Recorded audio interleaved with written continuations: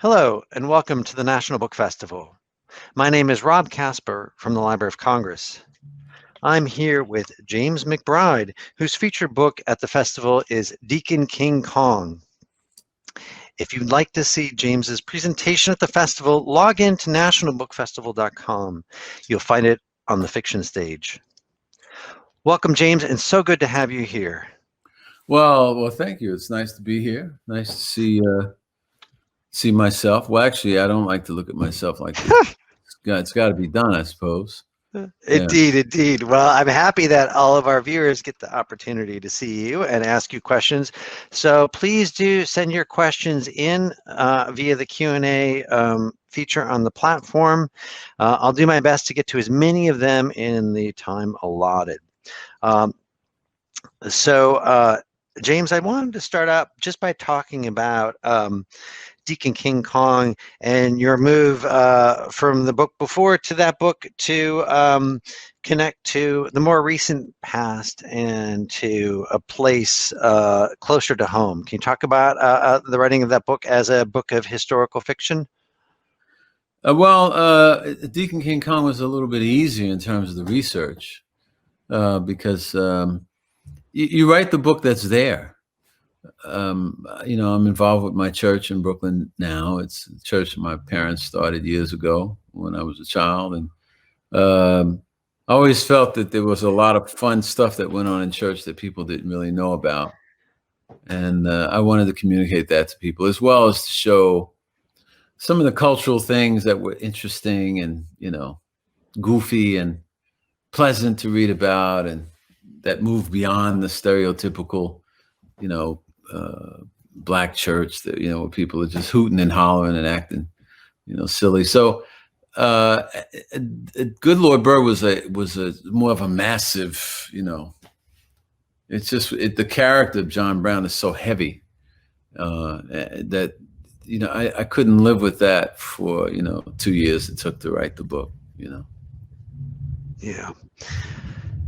You were talking a little bit about research to me, and Fred asked a question about how and where and how deeply do you do your research? The writing doesn't take me a long time at this point in my life. The research is what takes a lot of time. I come from a reporting background. I worked at the Boston Globe and at the Washington Post, and so my training as a journalist has been really crucial to my, quote unquote success as a writer, in that I research everything and probably I don't think I use more than 10% of what I come up with when I write. So I research everything. The research takes forever, and sometimes it's arduous and sometimes it's pleasant. I mean, I get paid to read books. I mean, that's, essentially, and to write them. But the writing part is the kind of the jazz part. The research part is the practice part, if you will. Mm-hmm. Aldrich, speaking of jazz and music, says, with your love of music, how do you see it as a force for healing the mind and memory, body and soul? After all, in Deacon King Kong, you write, amid music came from God. Anything from God was always a good thing. And he even cites the page 120. Well, music is the original language, I talk to the music legend Sonny Rollins every couple of weeks. We've become friends, and Sonny never talks about music. He talks about spiritualism and life, and he talks about what's important, which is to give back to people, to learn to share what you have. And music gave him that. Music gave him the language of the universe. So I think that music is, one of the most difficult pieces of business now, as we, work our way through this pandemic, if we'll ever get, once we get, as we try to cope with it, is the lack of live music in our lives, because it's just so important. I mean, it has everything to do with with my success and my outlook on life. And I personally think music does come from God. It doesn't have to be my God. It could be your God, but it comes from something bigger than us. Stuart asks, how does your faith inform your writing and vice versa? Well, I ask God to come into the room, and that's it. I'm not one of these evangelical, people who use politics to say, I'm not one of these crazy people, I grew up in the church. I saw how faith is always just a good thing to have. But I don't knock people over the head with it. It helps inform my work because I believe that, as a Christian, I guess you can have a Christian Judeo sense of belief. I believe that the world was sort of perfect, but as a Jewish person, I suppose you could say I believe that the world is not what it ought to be, and I have to try to make it better. So, but I don't go around preaching. I just try to put it in the work. If you have a faith in a higher calling and a higher spirit, it helps you. Now, if you misplace that faith into politics, well, that's your problem. But there is something greater than us. And if you believe in something greater than yourself, it helps you through the day and helps you with your art as well, I think. Diane states that she feels your intro video is so optimistic she plans to watch it weekly and thanks you for it. She then follows up with, I'm scared to ask, are you still as optimistic now? Yes. Look, all of this talk that we're hearing in the media, I don't own a TV, so, but I get enough information from, I read the newspaper and I see few things on the internet, not much, but you can't help but it's all to instill fear in you, and defeat. If someone's trying to instill fear and defeat in you, it means they're losing, yes, we will win the election and we'll get this country back and it's going to be all right. There's no need to worry, nothing is wrong. Everything that happened is what's supposed to happen. And now, we'll do the work. As long as you're willing to do the work, there's nothing to be afraid of, really. So just tune that nonsense out. I don't pay attention to these people yelling and screaming. They're just weak people. They can't be helped. You have to force change on them. That's it. Now, how that change happens, let's hope it's peaceful. I certainly hope so. Let's go out and vote and get it over with. Karen asks about Good Lord Bird.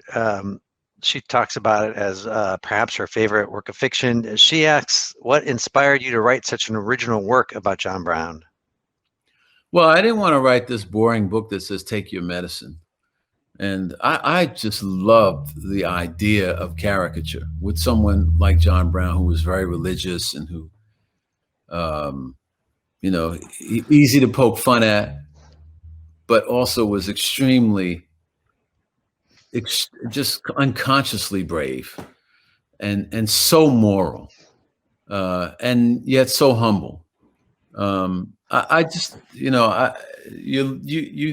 get out of bed for characters like that. I just needed to find the way to do it so that people would read to the end of the book, because, who wants to write a book about, that says, take your medicine. This is, he was a hero. I don't read books like that. I wanted to write a book that's funny because I think humor is the greatest weapon imaginable. And what was just following up, getting to Deacon King Kong, what was your central hope for that character and the sort of push behind that book for you? Well, the evolution of Sport Coat, the drunk deacon who shoots the drug dealer, is really tied to my witnessing of New York's sort of deterioration in the late 60s and the 70s to become, the place that no one wanted to be part of. I've seen it go down, and then I've seen it go up, and now I'm watching its, quote unquote, descent now. And I've always felt, as far as when I was conscious of it, and when I became conscious of myself, I've always thought there's a certain population in New York that's rather voiceless, and they weren't always Black people. And I wanted to really show and express the hopes and dreams and desires of that group, which was what Deacon King Kong tries to do. Arlene asks a question that's useful as a follow-up about the intersections between Deacon King Kong and your memoir, The Color of Water. Different books, different ideas. I mean, I'm in the same church, but The Color of Water is really about, my mother's journey and the journey of my family. Certainly, one could, I suppose, look for similarities in those stories. But once I got involved in the world of Deacon King Kong and the world of the cause houses, my reference points were not The Color of Water. The Color of Water was this book about identity. Deacon King Kong is a book about a community and its evolution in a wider, in a fictional world that is born, I suppose, out of personal experience, but not that personal experience. If that helps her understand it more clearly. Yeah, Rebecca wondered about, asked if you could describe the process for creating and inhabiting characters who are profoundly different from you. They're not that different from me. We're all the same. We all want the same thing. We just have different ways of going about finding peace. So then what is that character's journey to find peace? And usually you look to the conflict that's driving that character in whatever direction he or she is going. If you can wrap your mind around that conflict, you can usually follow that line right back to the character. And then once you get to the character, you'll find all sorts of similarities between that character and yourself. When I wrote Good Lord Bird, I just didn't feel strong enough as a writer to write about the story from the perspective of a 10-year-old slave girl in Kansas territory. I might be able to do that now, some years later, but at the time I just didn't feel confident enough. So it became a boy posing as a girl, and which worked fine in the whole humorous element of that book. But it's really about finding the conflict and then following that to its source and then realizing and then showing and feeling the common ground you have with that character. And then once you inhabit that character, they inhabit you. And then there's not that much work left to do. There are a couple of questions about your background as a journalist.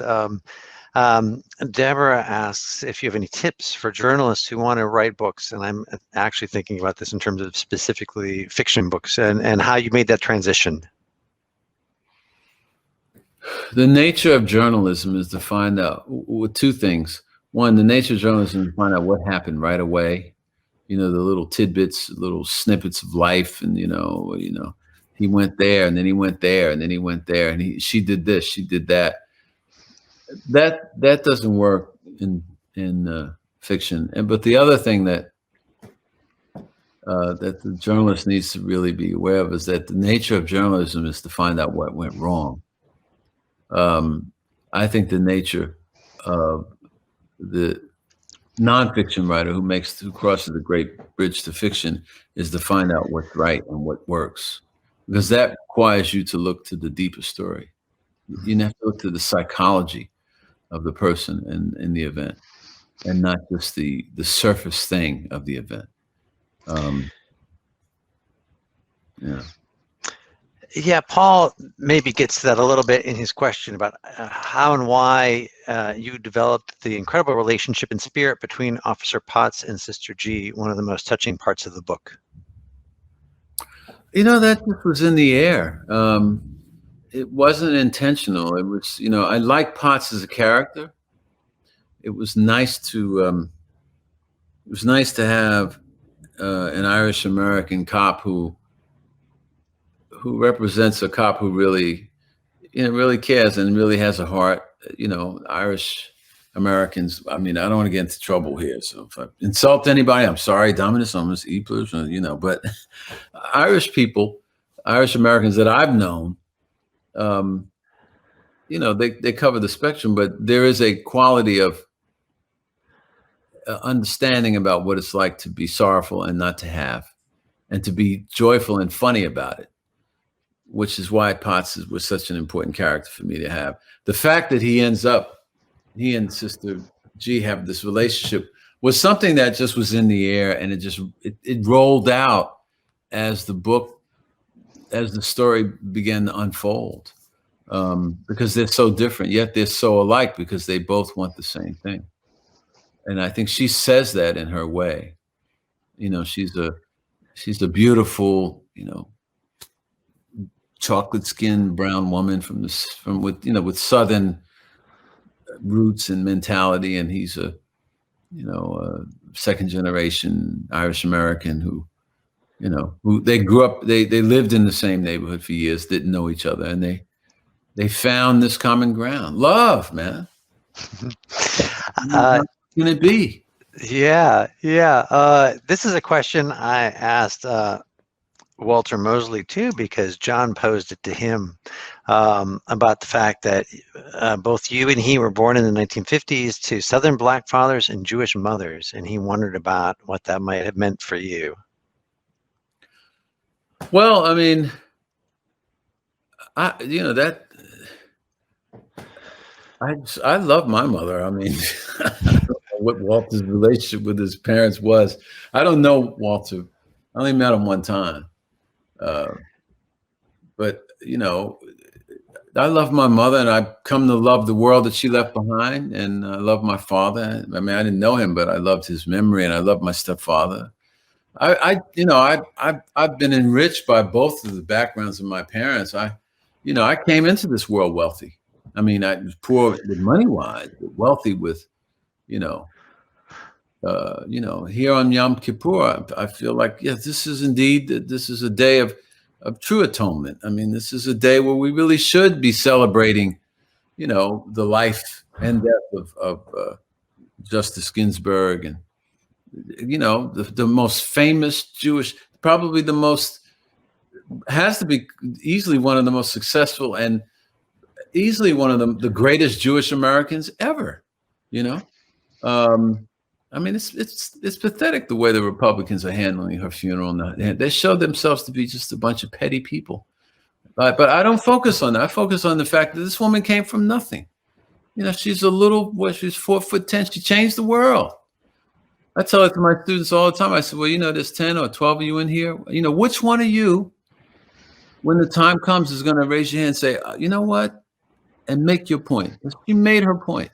And so we have to make our point. So I really don't care that my mother was this or my father was that. Those labels don't count, It was Justice Ginsburg humanity and her intelligence and her courage that made her special. Yes, she was Jewish, but she was us. Doesn't matter if she was an orangutan. She was us. And so let's celebrate the us. And that kind of power makes us powerful beyond measure. Don't worry about the election, all this petty stuff. Just, Southern parent. I mean, I don't, the labels, like those labels don't apply to me. They don't apply to how I think about the world. Tiffany says that in your books, it always feels like you are telling multiple stories at the same time. Is that intentional? And she states, it feels like we get the story through a variety of lenses from these various characters. Well, Stacy's smarter than I am. I can tell you that. I don't intentionally do that. I hope it works. I mean, if it sounds like I'm telling, 15 stories from the same perspective, then I need to go back to school and figure out what to do. I'm not.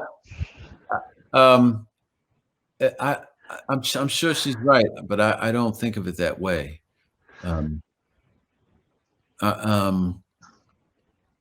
I think of it as, I suppose, and that's a profoundly deep question. I just don't know how to answer it. I suppose I see this event or these series of events as they roll out, and I'm responsible to make sure that all the plates are spinning and all the characters are plugged in properly. So I may jump into the point of view of other characters, but I don't consciously do that. because if you start consciously doing that when you're writing a book, if you've done all the research and you have to constantly say, okay, I'm jumping into the hip, and the flow is, there's no more making love now. This is all just, this is just cardio. Well, I mean, maybe it's a question about or a statement about the power of the novel to do that work, to tell a story, to help us understand history from the perspective of so many characters living through it in a way we couldn't have otherwise understood. I hope so. I hope that's right. I hope that you're right. I hope you're right. It's not too good to analyze your own work, that way. Then you lose your, you lose your touch. You just got to do the research and hit. Don't think too much. That's bad for you. Well, to jump to another format, Kristen asked, sorry, if you're involved with the TV show adaptation of The Good Lord Bird. Well, I'm an executive producer, one of the executive producers of it, but really Ethan Hawke and Mark Richard were the ones who put the scripts together and got the writers' room. There were 5 or 6 writers involved in the actual creation of the TV drama, which airs on October 4th for 7 episodes on Showtime. I visited the set and talked to Ethan and Mark quite a bit about characters and so forth, but I wasn't involved in the writing of the script. Now that said, the TV series does follow the book pretty closely, and they were extremely clear that they wanted the series to follow the book as close as possible. Ethan Hawke was really absolutely insistent on that. He did a great job all the way through. He's the one, really. He's the reason it got made, because he just loved the book, and his portrayal of John Brown is really, I'm not just saying it, it's just extraordinary. I mean, he was a great actor before, but I think he wanted this to be his King Lear, and I think he's done it. It's just, he's so good. He knows more about John Brown than I do, and I wrote the book.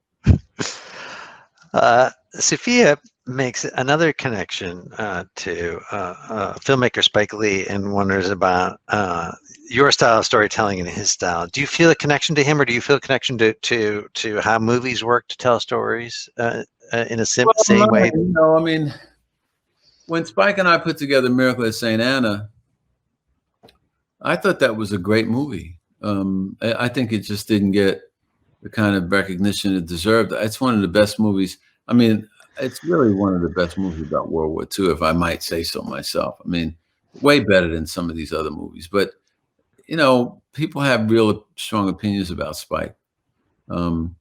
Spike is a loyal person. He's deeply talented in terms of just putting characters on screen and making them look good. There's nobody, in my opinion, nobody better. I mean, as this filmmaker, he's got extreme chops. Our style of storytelling is different. We came together on a couple of movies, on Miracle at St. Anna and Red Hook Summer. One was very successful and one was not. But Spike is easy to work with in terms of work because he just likes quality. I mean, I don't hand anything over to anyone until I feel it's the best I can do.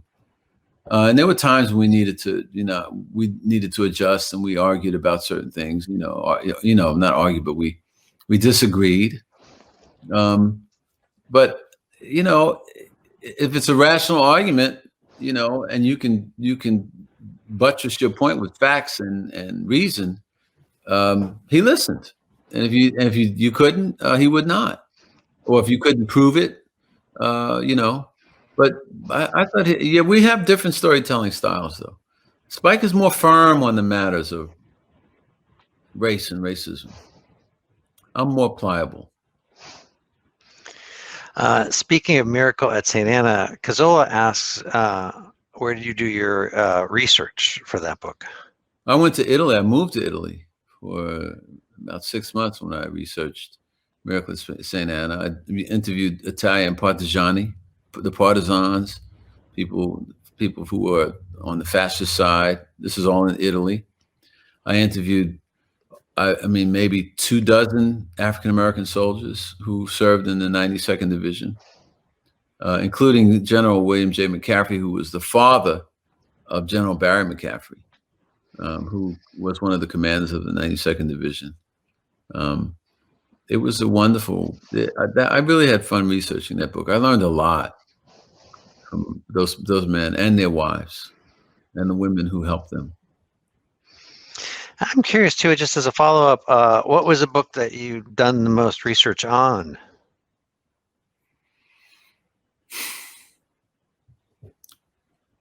Probably Song Yet Sung, which 8 people read. And I have 11 brothers and sisters, so you know how that works out. But that was about a Harriet Tubman character. And it just, nobody liked it. But while researching that book, I came across the idea of doing the book about the Good Lord Bird, because I saw a reference to John Brown when I was in the Easton, EASTON, Maryland Historical Society. There was a book, there was a diary there of a Jewish storekeeper from the Eastern Shore. And in that diary, he mentioned John Brown's attack on Harper's Ferry. And so I put that in my head. And later on, I went to Harper's Ferry to see what John Brown had done. And when I got to Harper's Ferry, I said, I've got to figure out a way to tell this story. What was it at Harper's Ferry that sparked that? Do you remember? Look, the first time I went to Germany, when I got off the plane and I emerged from the terminal, and I was on a tour, and the other people, I don't know, I guess it was a book tour, and they were talking, and I said to myself, I am in a Jewish cemetery, and why am I the only one that feels it? That's what I felt at Harper's Ferry. I was like, I felt a thing, there was just a feeling.